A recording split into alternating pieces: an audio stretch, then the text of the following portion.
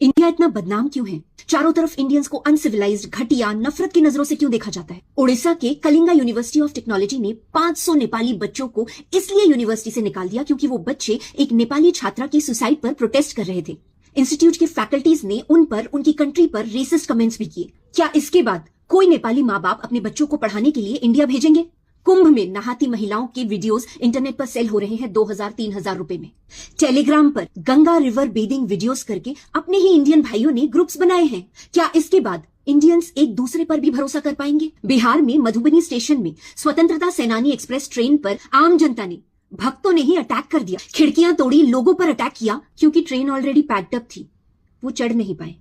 एक 7 महीने की बच्ची का रेप एक 37 साल के आदमी ने किया और उसे मरने के लिए छोड़ दिया। एक 4 साल की बच्ची का रेप करके एक 45 साल के आदमी ने उसे ट्रंक में डाल दिया।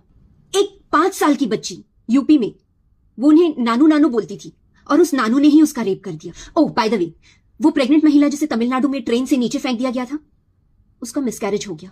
विदेश से कोई हमारे यहां आता है तो हम उसका रेट पूछने लगते हैं, और हमारे लड़के विदेश जाते हैं तो वो गोरी चमड़ी देखकर पागल ही हो जाते हैं। भयंकर से भयंकर रेप केसेस आपको यहां मिल जाएंगे। एक जानवर तक को नहीं छोड़ते। सुनने में बुरा लगता है लेकिन करने में बुरा नहीं लगता।